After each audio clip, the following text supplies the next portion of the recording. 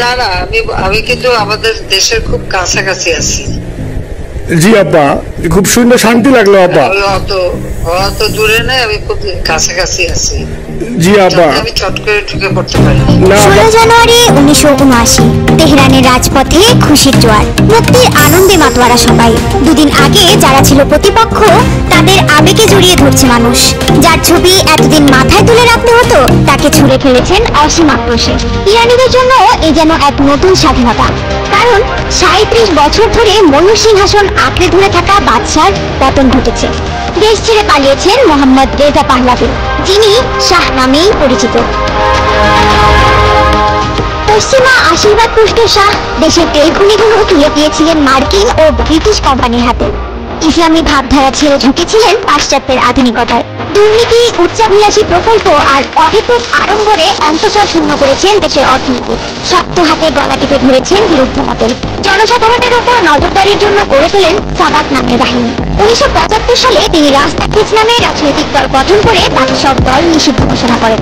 অবশেষে 1978 সালে জনরোষের বিস্ফোরণ ঘটল, যার মাত্রা বুঝতে ব্যর্থ হন শাহ। দমন পীড়ন চালিয়ে গেলেও এক পর্যায়ে সামরিক বাহিনী বেঁকে বসে।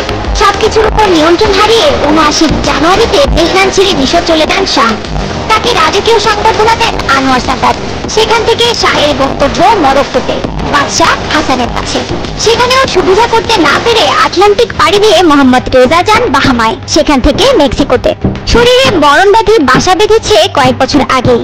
I am dedicated to my country because this is the most beautiful thing that could happen. What could I take away with me when I go in the grave? অসুস্থতা বিবেচনা করে শাহকে যুক্তরাষ্ট্রে প্রবেশের অনুমতি দেন জিমি কার্টার। এতে ক্ষোভ দানা বাঁধে ইরানে। শাহ যুক্তরাষ্ট্রে যাবার 2 সপ্তাহের মাথায় তেহরানে মার্কিন দূতাবাসে ঢুকে কূটনীতিকদের জিম্মি করে বিপ্লবী ছাত্ররা। যুক্তরাষ্ট্র ছাড়তে বাধ্য হন শাহ। মেক্সিকোও তাকে আর নিতে রাজি হয় না। শাহ আশ্রয় পান স্বৈরাচার শাসিত পানামায়। সেখানেও তার উপস্থিতির প্রতিবাদে দাঙ্গা দেখা দেয়। 1980 সালের মার্চে আনোয়ার সাদাতের সহায়তায় মরক্কো হয়ে মিশরে ফিরেন শাহ। এখানেই তার অপারেশন হয়। 27 জুলাই কায়রোর হাসপাতালেই শেষ নিঃশ্বাস ত্যাগ করেন ইরানের শেষ শাহ। হাসপাতালে বেডের নিচে এক ব্যাগ ইরানের মাটি রাখা ছিল। জীবদ্দশায় তার আর স্বদেশে ফেরা হয়নি। মৃত্যুর পরও সে আশা পূরণ হয়নি। প্রেসিডেন্ট আনোয়ার সাদাত রাষ্ট্রীয় আয়োজনে শাহকে শেষ বিদায় জানান। তাকে সমাহিত করা হয় কায়রোর আল রিফাই মসজিদে। অদৃষ্টির নির্মম পরিহাস, ওই মসজিদেই সমাহিত হয়েছিলেন মোহাম্মদ শাহ পাহলাভির বাবা রেজা শাহ পাহলাভি। ছেলের মতো তাকেও ক্ষমতাচ্যুত হয়ে নির্বাসনে যেতে হয়েছিল 4 দশক আগে। তিনিও পাননি জন্মভূমির মাটি। 1979 সালে আরো এক স্বৈরাচারীর পতন দেখে বিশ্ব। তিনি কুখ্যাত ইদি আমিন। ইতিহাসে অন্যতম নৃশংস, বর্বর ও স্বৈরাচারী শাসক উগান্ডার ইদি আমিন। রাঁধুনি হিসেবে সেনাবাহিনীতে যোগ দিয়ে তরতরিয়ে ক্ষমতার সিঁড়ি বেয়ে উঠতে থাকেন তিনি। 1971 সালে কুয়ো করে মিল্টন উবোতকে অপসারণ করে নিজেই বনে যান প্রেসিডেন্ট। ইদি আমিন প্রথমেই পুলিশ বাহিনী ভেঙে নিজস্ব কিলার বাহিনী গঠন করেন।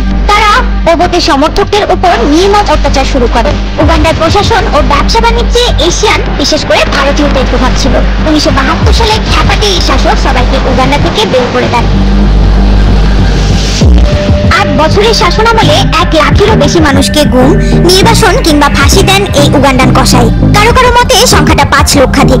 দুর্নীতি আর উল্টাপাল্টা পদক্ষেপে উগান্ডার মুদ্রাস্ফীতি লাগাম ছাড়া হয়ে যায় 1978 সালে, যা গৃহযুদ্ধ ডেকে আনে।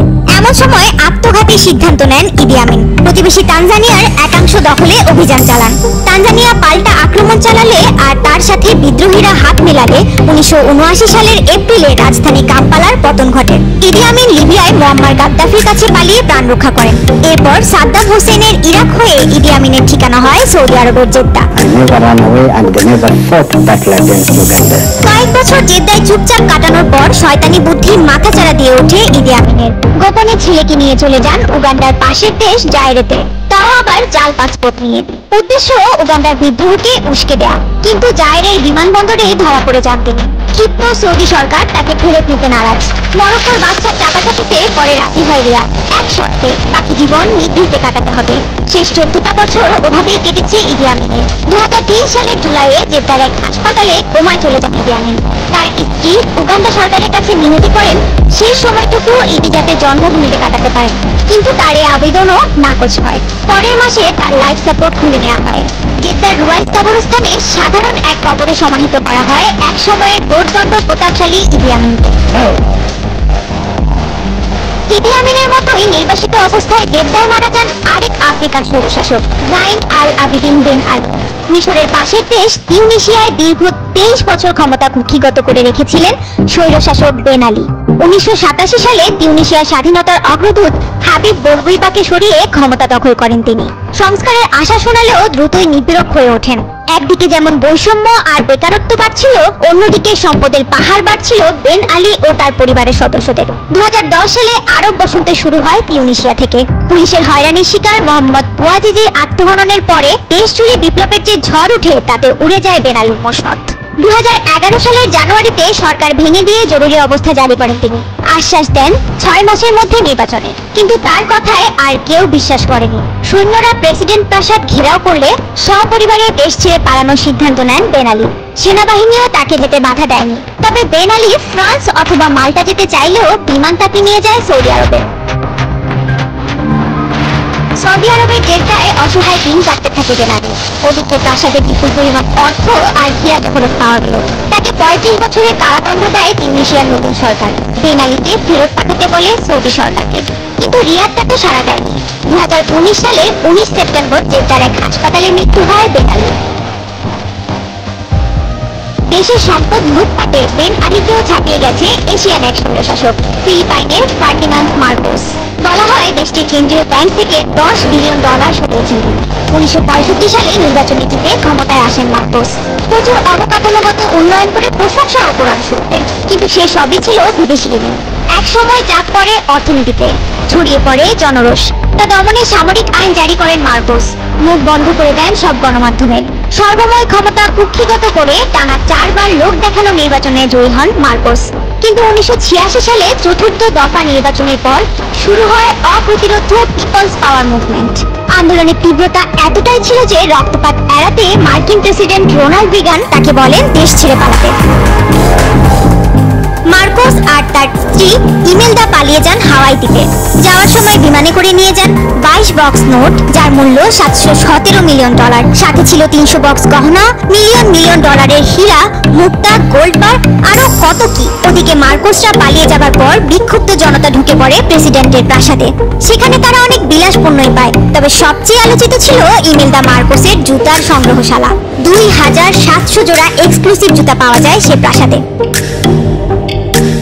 হাওয়াইয়ে গিয়ে বিলাসী জীবন কাটানো মার্কোস দাবি করেন তিনি এখনো ফিলিপাইনের প্রেসিডেন্ট। একই সাথে দেশে ফেরারও তোড়জোড় শুরু করেন। বন্দি আনতে থাকেন সশস্ত্র সহিংসতার মাধ্যমে ক্ষমতায় ফেরার। ওদিকে তার বিরুদ্ধে অর্থ লোপাট, মানবাধিকার লঙ্ঘন সহ অনেক অভিযোগের তদন্ত শুরু হয় যুক্তরাষ্ট্রে।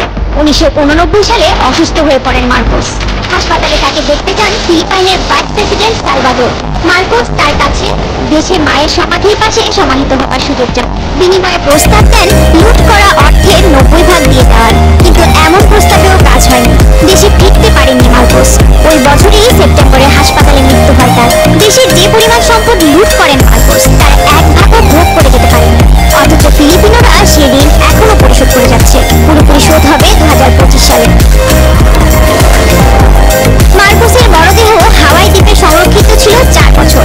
এরপর প্রেসিডেন্ট ফিদেল রামোস তার সব দেশে আনার অনুমতি দেন, কিন্তু 23 বছর তা হিমাগারে সংরক্ষিত ছিল। 2016 সালে স্বৈরাচারী প্রেসিডেন্ট দুতের্তে নির্দেশ দেন মার্কোসের দেহাবশেষ সমাহিত করার। রাতের আধারে সেই কাজ সারা হয়। ফিলিপাইনের বেশিরভাগ মানুষ এখনো মার্কোসকে দেশে সমাহিত করার বিরোধী। দ্বিতীয় বিশ্বযুদ্ধের পর যত স্বৈরাচারী শাসক গণ অভ্যুত্থানের মধ্য দিয়ে পতিত এবং বিতাড়িত হয়েছেন, কেউই জীবদ্দশায় নিজ দেশে ফিরতে পারেননি। মৃত্যুর পরও ফিরতে পেরেছেন হাতে গোনা। আর যারা অভ্যুত্থানের পর পালাননি বা পালাতে পারেননি, তাদের বরণ করতে হয়েছে আরো নির্মম পরিণতি।